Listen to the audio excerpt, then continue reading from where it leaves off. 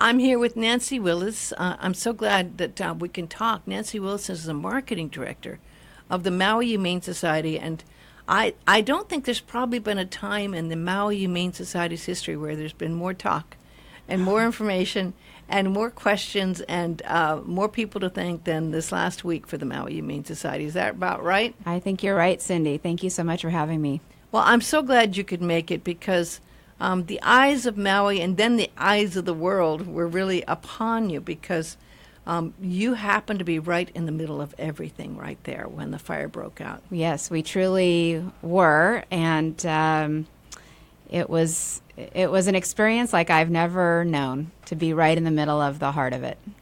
You know, and at the time you were staffed, but it wasn't like you had the whole group of people together, but you were concerned and you thought, in the beginning, you thought you might be all right because the fire department said it was about a mile away. Is that right? Yeah, we were, when it was first happening, we were standing out back, Geraldine Bryant, our CEO, and I, on the driveway looking at it. She was in contact with the fire department, and they said they thought it was about a mile to a mile and a half away, that we were fine. It seemed to be going the other direction.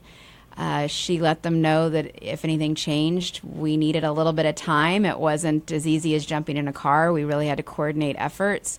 And they, much to their credit, when it was time to go, they let us know, and then we put the plan in place.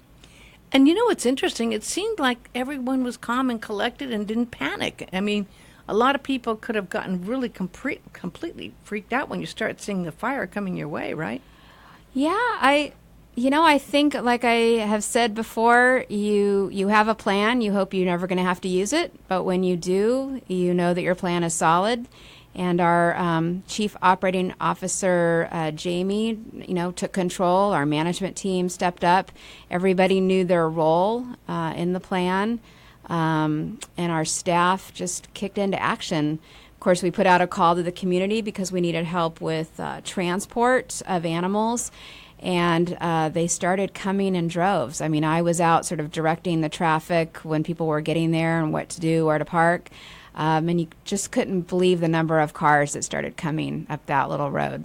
And people brought what? People, of course, came in their vehicles, trucks, vans, SUVs, cars. We had asked if anybody had carriers to bring carriers. We didn't know if we would have enough, which at the end of the day we did, but they came. We put the call out on social media and they came, and I guess this all started 11:30, and we evacuated approximately 245 animals out of our shelter in about an hour, is what we estimated. That's amazing. Mm-hmm. That's an amazing story. Yeah. With the help of the community, and you decided to go to the Maui High School. Maui High School, Jamie, and then another one of our directors, Kelly, who has contacts within the police department, the fire department.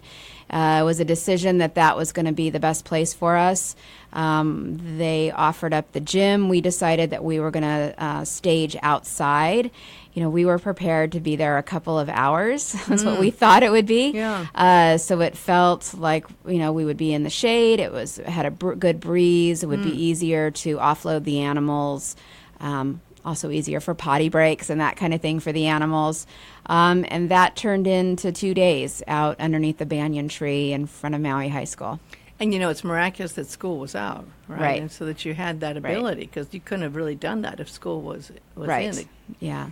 And did you have showers? No showers. We had bathrooms. Thankfully, Maui High School, they were amazing to work with. Mm-hmm. They left their restroom facilities open for us all night and all day for the entire time we were there. But we had shifts for our employees, so we were able to break people out so that they could go home, shower, get some sleep, and then come back and relieve another shift. And on top of that, since it's night, you needed lights. We needed lights and we needed a generator. So we had a lot of folks that were just coming by to see how they could help. And we had one person who's actually a volunteer with us who helped coordinate efforts with Sunbelt. And they brought us lights and a generator. Also, Dr. Kim, who's worked with us for a long time. Many people in the community know her. Her husband, Dwayne, helped with organizing a light tower. So yeah, everybody rallied. Amazing. And a lot of the volunteers spent the night out there. Staff and volunteers. The first night, we had, I think, about 15 people who spent the night with the animals. The second night, we didn't need quite as many people because by that time we had sent a lot of animals out into foster care. So we had, less than half the number that we had brought with us because so many had gone out into foster homes. Now, I got a press release, I think it was Friday, that an American Airlines flight that was supposed to take off got canceled. So there was a bunch of people stranded, and they sent them to the Maui High School. We heard that, but you didn't see we it? didn't see them. So and we were using the restroom in the gym, and we didn't see them. So I'm not sure where they were. But that's interesting. Yeah. Maybe they got sent to another high school. Maybe, I don't know. Interesting. Because here you are, you have a little community, a lot of friends probably being made, from people who weren't staff but were volunteering. You're getting food from the community. We put out the word that, when it looked like it was going to go beyond a couple of hours, we put out the word that our folks had worked through their lunch, of course, because this all started like 11:30. People were hungry. They hadn't eaten. So folks, again, rallied, started bringing food, sandwiches, businesses donated food. It was really something to see. And so our folks got fed. We had people bring dinner down. Wow. Coffee. So many Krispy Kreme donuts, you couldn't believe it. I love pizza and sandwiches and Krispy Kremes, but I think it's going to be a long time before I eat that again. I'm on a little bit of a detox now. So yeah, it was really amazing. All this time, though, while all of this is going on, you really didn't know what was going to happen to the Maui Humane Society building. We didn't know. Of course, we were in our own little pocket over there, our own little bubble, and so we didn't know what was happening. Of course, Jerlene was being updated by the fire department. But I think it's only now that when you see the pictures, and I think probably a lot of people have seen that aerial picture that's been floating around on the internet, when you see how close it got. I had shared with you that we actually have some pictures that we took on Saturday when we got back to the shelter, where we walked the perimeter, and the fire actually singed the back of our storage containers. So that's how close it got. And I've heard reports that the firefighters, and you even said that they had surrounded our building, and they were fighting to save that shelter. They set up water tankers in front, and they had firefighters completely dedicated to trying to protect that building. And it was truly heroic. I mean, truly heroic. Yeah. That they were able to. And that's what I said. When I finally got out of Maui High on Thursday, I think I left around midnight, and I drove back to Kihei. And then they had asked, I was coming back at 6 a.m. the next morning, and our management team said, can you just drive by the shelter and see what's going on there? And when I saw how close the fire had gotten, that's what I texted to everybody sitting right there. I said, it's a miracle the shelter is standing, and 100% I believe the firefighters fought to save this shelter. And some people may not have been aware, but you were right in the same situation as a lot of the people who called in, and I was on the air, and could not get back to Kihei. Right. Or couldn't get out of Kihei. You were in an area with your home that was actually in the same situation, where you were isolated down there. I live in North Kihei, and we got the call to evacuate, and my mom was at my house with my little dog Lulu, and called me in a panic, and she, bless her heart, 77 years old, she said, I'm not going anywhere. People are fleeing in their cars. We have a police officer that lives there, and he stayed put. She said, I'll leave when Steve leaves, when the police officer Steve leaves. So, yeah, and there were a lot of us at our little campground that lived in Kihei, volunteers and staff that said, well, we're here and we can't get home, so we're in. We're just going to stay as long as we need to stay. I think with the whole story, I mean, it's amazing how the community got together and helped each other in the situation in the Humane Society to make it okay for this rather impossible situation to be very possible, and to work with the firefighters and the police department to be able to save the Humane Society building, to get you out so quickly with all of the help of your friends and volunteers and staff, and then to come back and not have a loss of any of your pets' lives. Right. There was also the foster care. A lot of people came and helped out and fostered animals. Yeah, so when we evacuated to Maui High School, the first thing we did was we talked about the at-risk animals. So the critters are very sensitive little creatures, the rabbits and the guinea pigs. So that immediately we got them into foster care because we knew they couldn't be out in that heat. And then we looked at some of the bottle babies, the little teeny tiny ones that need to be fed every 2 hours. We were able to get them out into foster care. Some of the obese cats, the older obese cats, because the heat is really hard on them. So we really looked at the at-risk animals, took care of them first. We felt like everybody else that was there would be fine.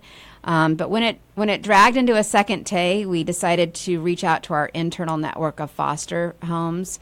And we put the call out for dogs and cats for folks to come down and foster them. So we evacuated approximately 245 animals, and over the course of 2 days, we put 156 animals into foster homes. So that included, just if anyone's interested, 2 birds, 4 guinea pigs, 18 dogs, 20 rabbits, and 112 cats. Wow, that's amazing. I never would have guessed that amount. Yeah.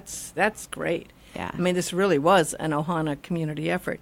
And the thing is, you did finally get a chance to get back to the Humane Society Saturday morning. Saturday morning, we got the all clear about 6 a.m.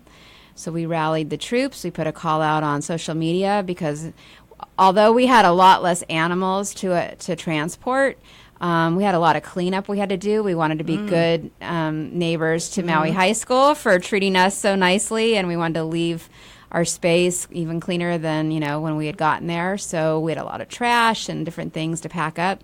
So we put the call out. We had folks, volunteers, people come to help. Got everything cleaned up, got back to the shelter. We did all of that in less than an hour is what we figured out.